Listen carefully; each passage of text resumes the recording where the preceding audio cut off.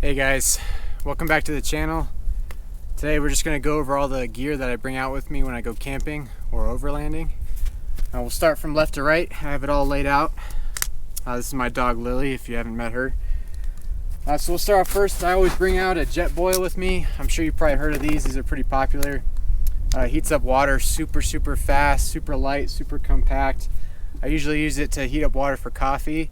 And it also has an attachment that you can use to put like a pot on or something as well. This is the little canister that it comes in. Next is this light.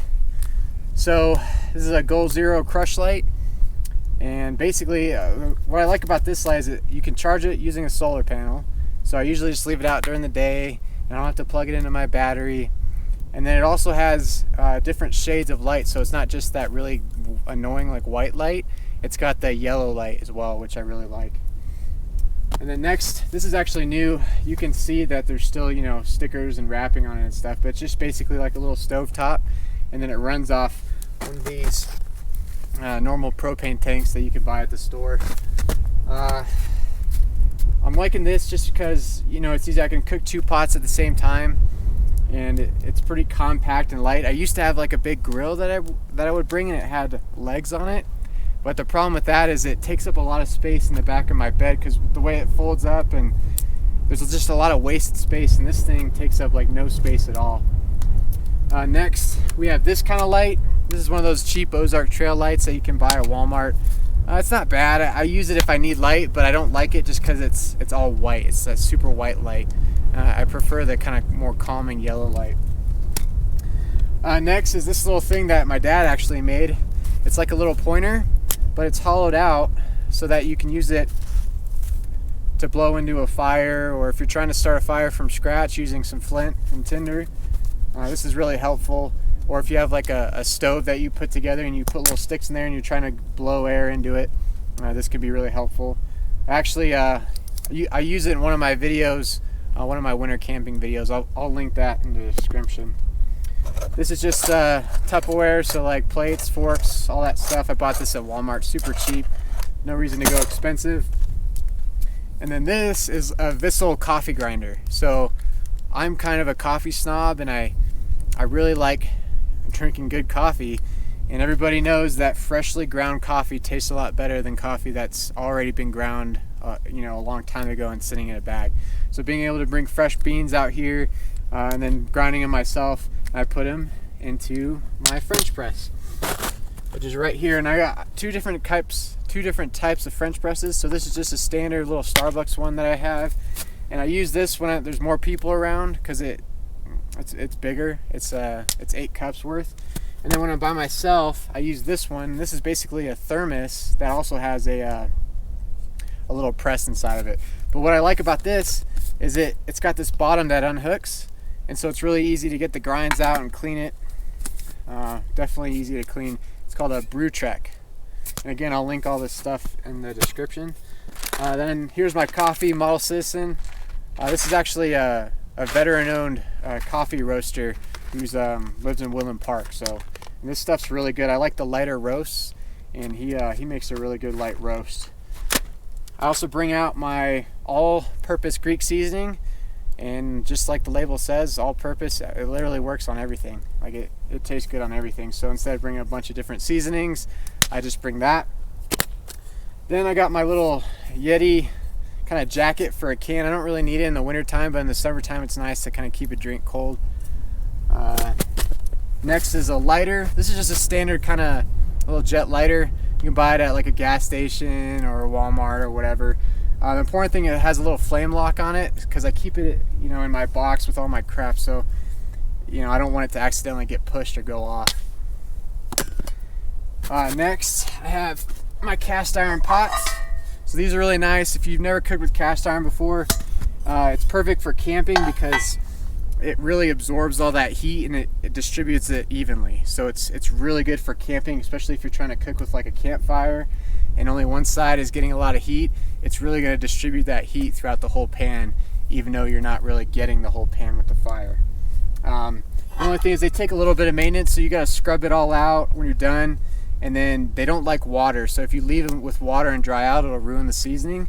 So you kind of use a little bit of water, you scrape it all out, clean it out, and then you get a really thin layer of like canola oil or some sort of vegetable oil, and you just kind of wipe it in, and it'll turn all black like that, like brand new looking. Next we have my splitting axe. This is just a Fiskars. Got this at Lowe's, nothing special. Next is, I got my bench bane knife. I can't remember the exact name of this knife, but I know if you go on their website, they have it there. It's in their hunting section. But this is just kind of like, it's a great knife for, you know, splitting wood or carving. It's got a thick blade, so you can really kind of hit it hard. It's not going to break or get dull super easy. It's just a good camping knife. Let me turn the camera over a little bit, actually. All right, so I always bring my Craftsman tool set. This is just a bunch of wrenches and stuff. This is basically any kind of stuff you need to work on anything on the vehicle. So I always bring this with me in case I need to tighten anything up or anything like that. And I like Craftsman just because they make decent tools, but they're not like overpriced or anything. Next, and I talk more about this in my other video about staying warm when you're trying to winter camp, staying warm in the tent. And I'll link that in the description as well. But I always bring these little puffy Rumpel blankets out with me. They're just nice because I don't always like sleeping in a sleeping bag, to be honest. I like using blankets and stuff.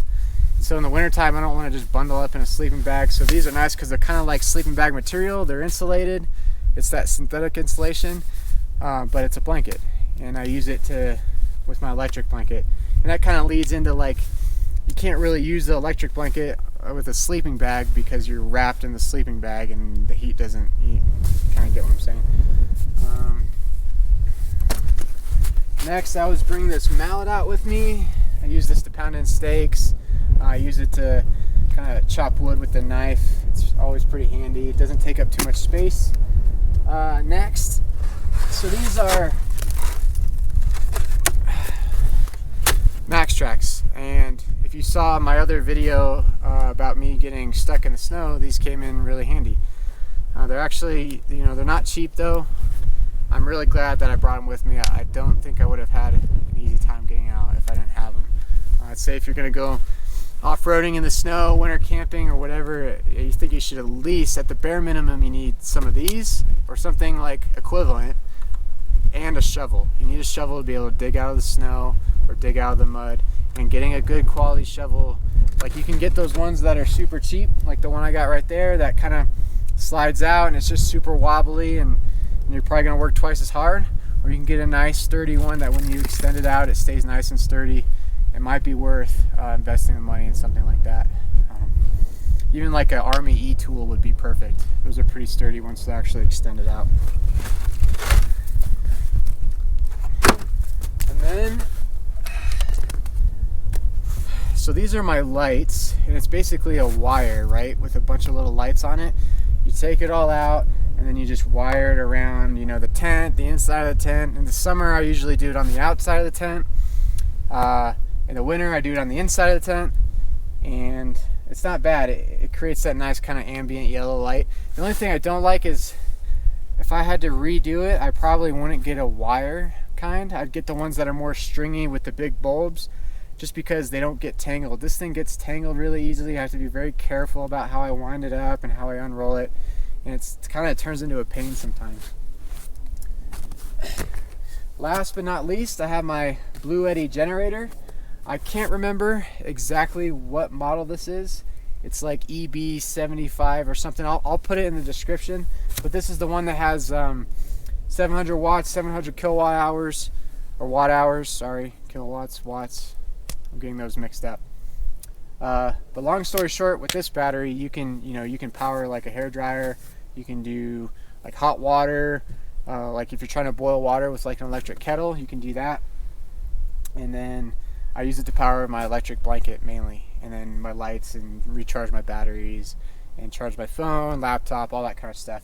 And it lasts a long time. And then behind it are my 120 volt solar panels, also from Bluetti. I use this Actually, to be honest, I haven't used these yet. I just got these, and since it's been winter time, I haven't actually done that much like extended camping. I've only had to do like a day or two, and so I've never had to actually recharge the battery because it holds everything I need to do, and by the time I'm leaving, it's dead. So I don't need to recharge it, but I'm looking forward to doing that this summer. We're doing a 2-week long road trip over to Washington, Moab, back to Colorado, and so we'll be using that a lot. And then in the back there, I also have my cooler. So that's just an Ozark Trail cooler. When I come out by myself, I don't need that much stuff, and so I like to save space in the bed of the truck by bringing a smaller cooler. But when I'm coming out for an extended period of time, or I'm with like more people, I bring my con cooler, which I've talked about in other videos, and it's a lot bigger, it takes up a lot more space, it's heavier, but it holds ice for like 10 days. It's crazy legit. It's very high quality cooler. It's pretty good looking too. It looks good, and it holds a lot. And so I use that. You basically throw whatever in there. Some people like to use those refrigerators that you plug into the truck or your battery. And I don't know, I just rather use a cooler. Just throw some ice in at one time, and I'm good for really about 9 days. I'm pretty good. So that's it for right now. If you guys have any questions about any of this stuff in here, just leave a comment or something. And then I'm also going to try to link everything in the description as well. All right.